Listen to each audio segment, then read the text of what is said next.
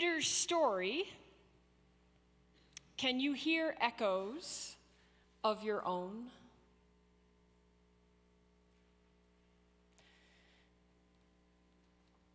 Nothing had gone according to plan. Nothing. Ever since Jesus rode that donkey into Jerusalem, things have been out of control. Not that we ever had that much control around Jesus, mind you, but looking back on our time in Galilee, it sure seems like ministry there, well, it might have been unexpected, but it was manageable. But when we followed Jesus into Jerusalem for Passover, things got intense. And we never knew what to expect, not even from ourselves.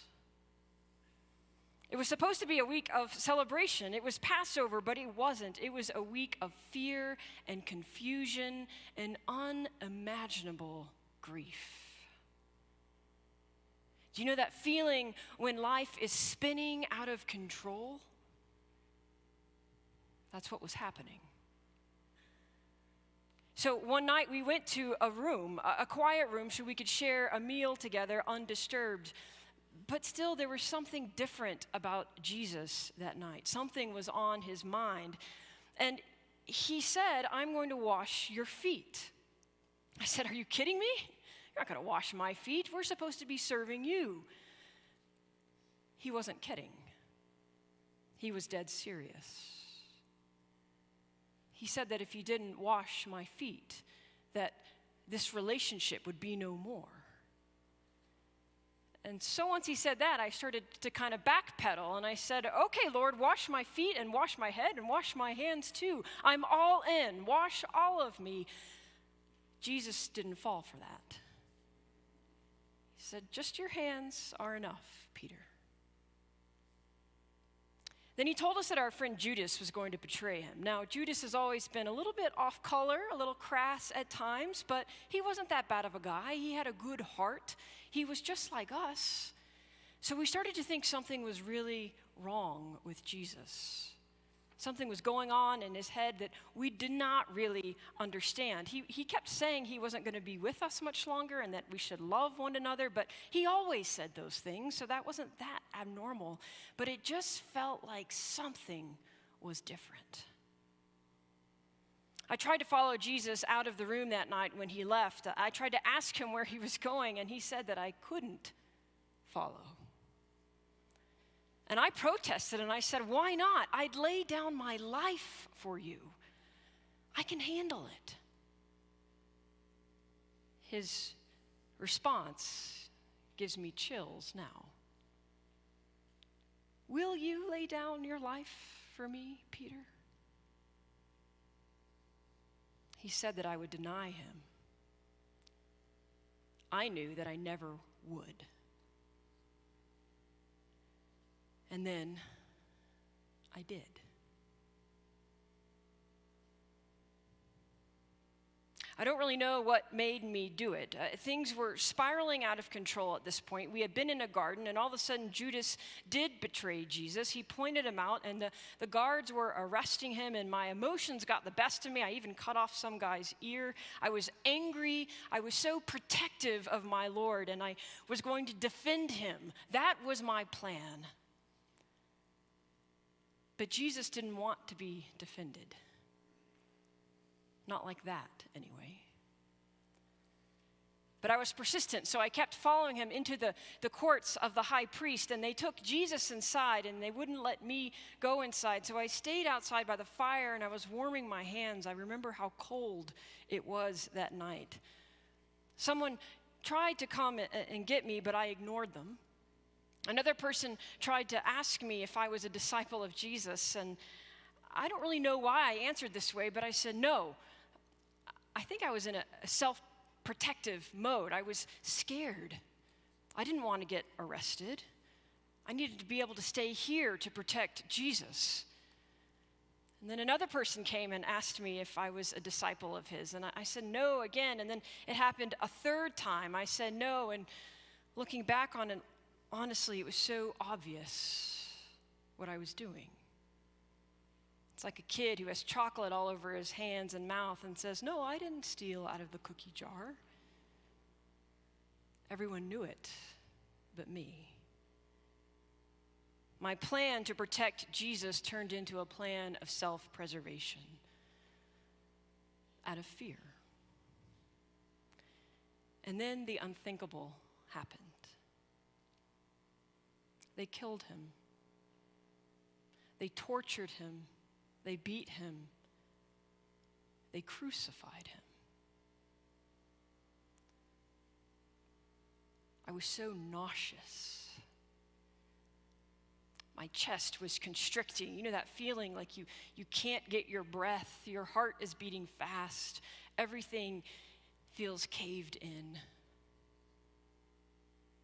I felt responsible in some way. I felt angry at the world, angry at Jesus, angry at myself, and I was so very, very sad.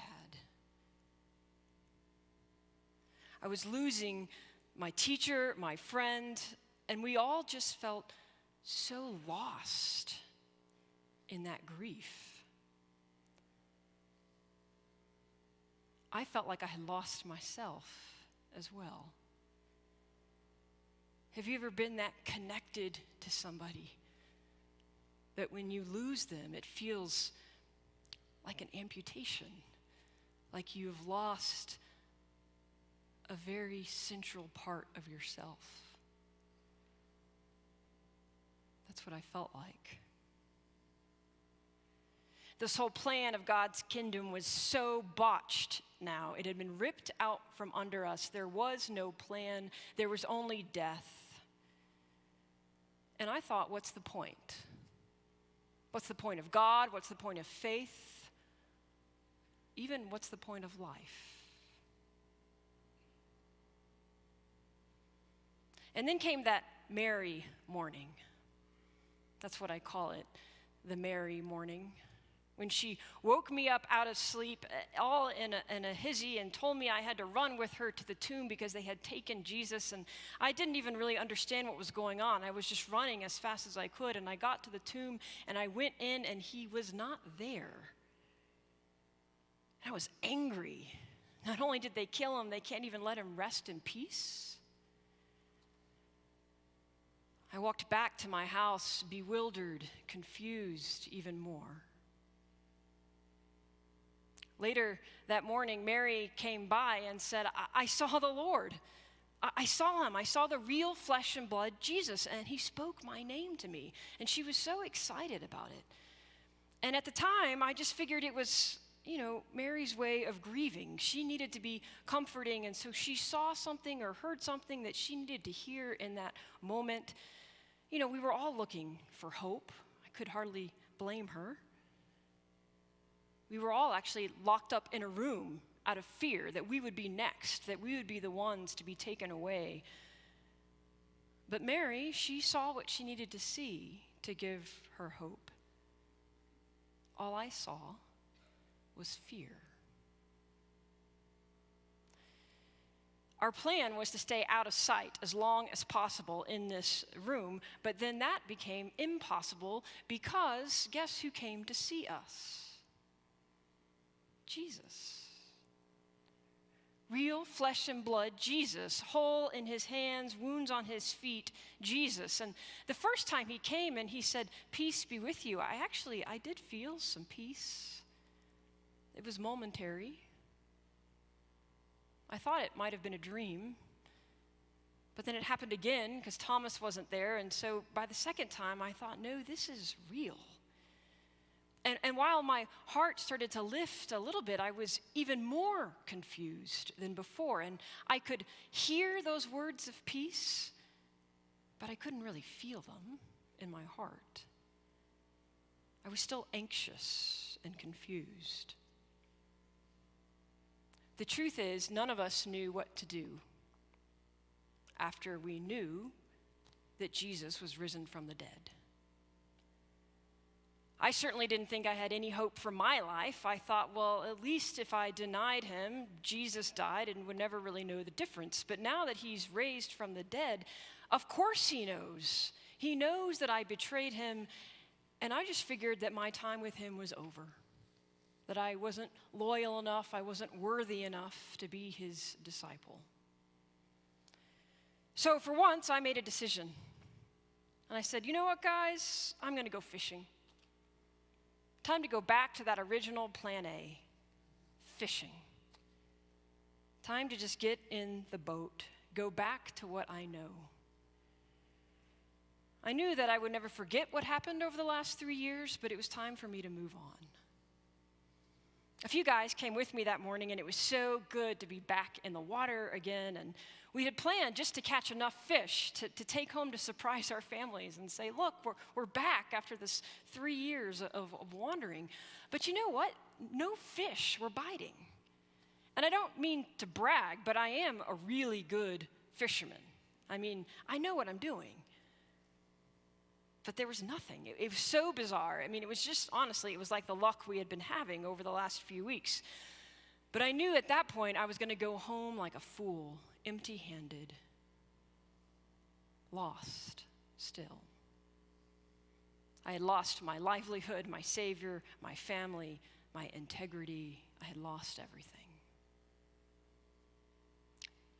And then almost out of nowhere, you know, like when clouds break and you see some of the sun, there was this unexpected moment of grace.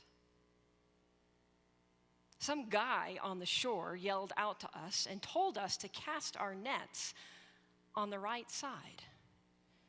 Now, I don't think he really knew a lot about fishing. That wasn't the right way to fish, given the tide and the direction of the boat. But honestly, we had nothing to lose. And so we threw our nets over, and oh my gosh, we were inundated with fish. We could hardly even handle the boat. It was rocking back and forth, and I kid you not, this is not just a fisherman's tale. The fish were this big, 153 of them. I thought it was more like 158, but I'll go with the others' count. And I knew that this wasn't random. There's no way. And I looked back to the shore, and I got chills. I knew who that guy was. That was Jesus. So I jumped in the water. I don't know why I took time to put clothes on, but I did. And I jumped in the water, and I swam with all my strength and heart and soul to Jesus. I had never followed after him with such urgency before. And I got there, and I climbed up on shore, and the first thing I see is a fire. It was nice because I was freezing,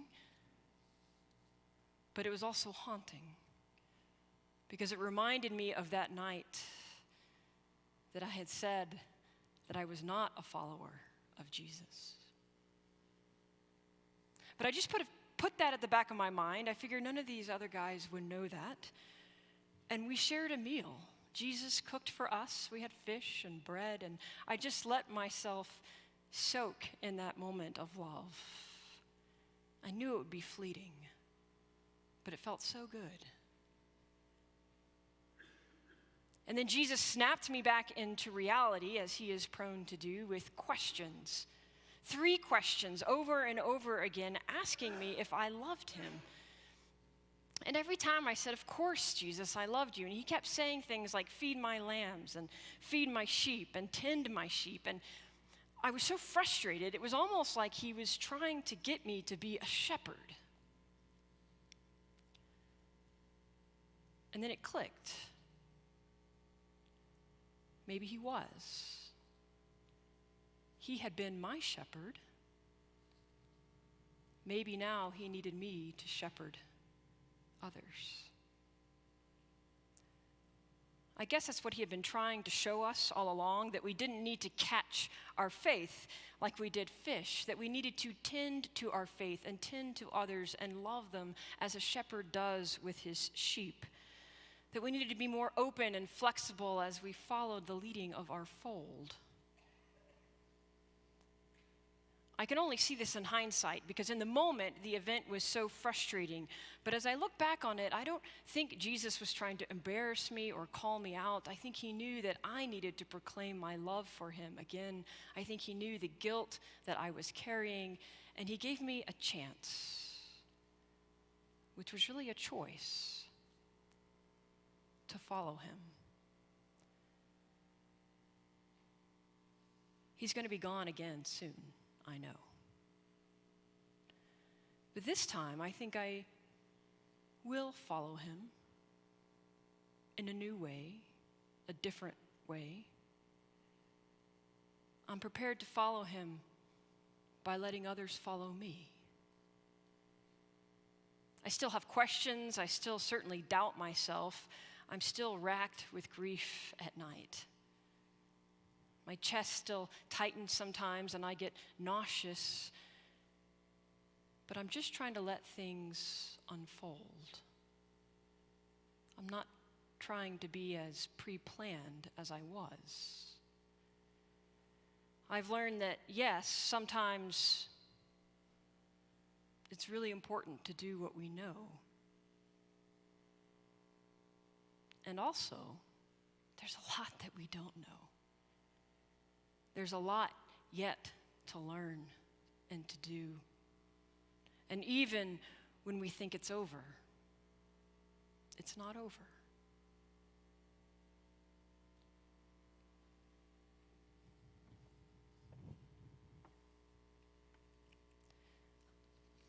Like all of us, Peter had a plan until he didn't. When's the last time you had a plan until you didn't? Peter knew what he knew until he realized there was so much more to know. Whether it was fishing or following Jesus, Peter had been doing it one way his whole life, the way he knew. And on that early morning fishing trip, when he had already lost so much, he was willing to listen in a different way. He was willing to see in a different way. He was willing to try something new, and he gained the whole world. Not just a world of fish, but a world of confidence, a world of purpose and direction. And all of that gaining didn't take away all that he had lost, but it was a reminder to him that Jesus was with him and that he believed in him, that Jesus believed in Peter, even when Peter couldn't believe in himself. I wonder when you last felt like Peter did that day. Maybe it's right now. When is the last time you didn't know if you could believe in yourself, trust your own gifts, put one foot in front of the other?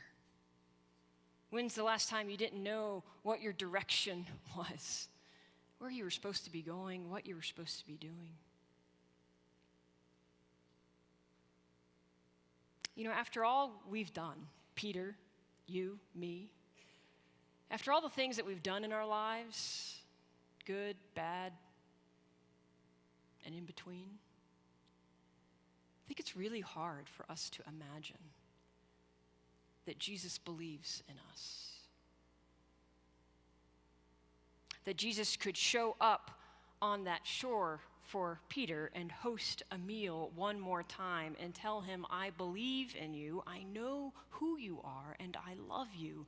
And yes, you are exactly the disciple that I need and that the world needs right now. All your faults, all your failings, all your foibles, and all your gifts, you are the one, Peter. And Jesus shows up at this table to host a meal for us this morning too. To remind us that no matter how much our plan has gone astray, there is a way, there is some way through.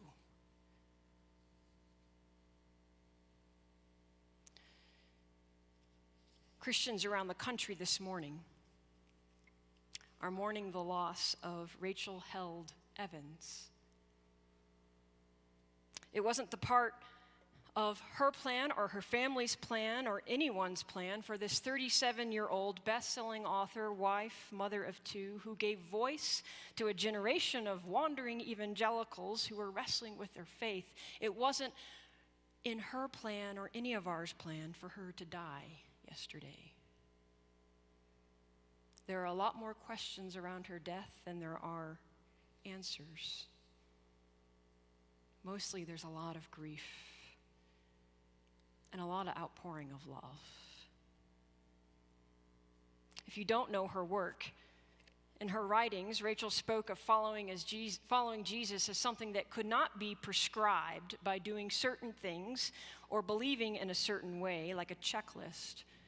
She said, rather, following Jesus was a life of loving others, and it was radical and it was messy.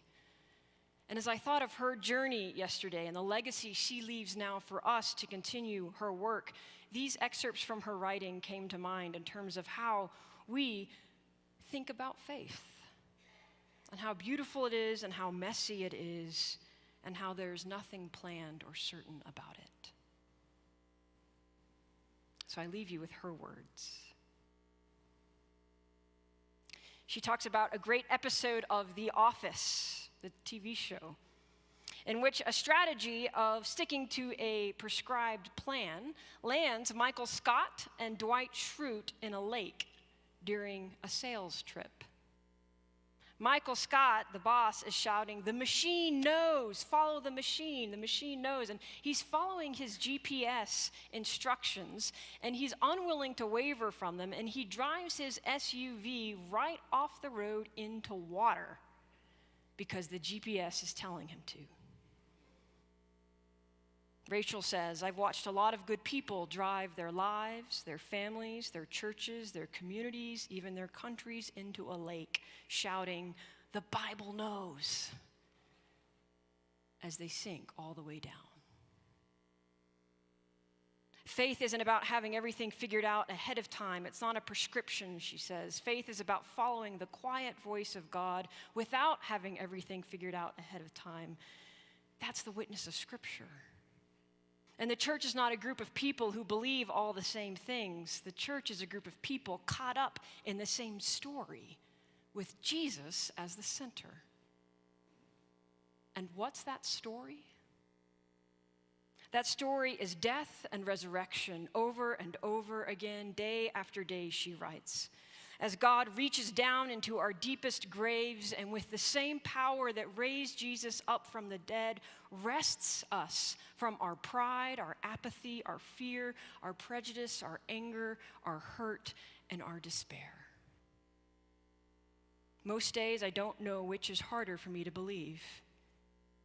That God reanimated the brain functions of a man 3 days dead, or that God can bring back to life all of our best laid plans, all the beautiful things we have killed. Both seem pretty unlikely to me.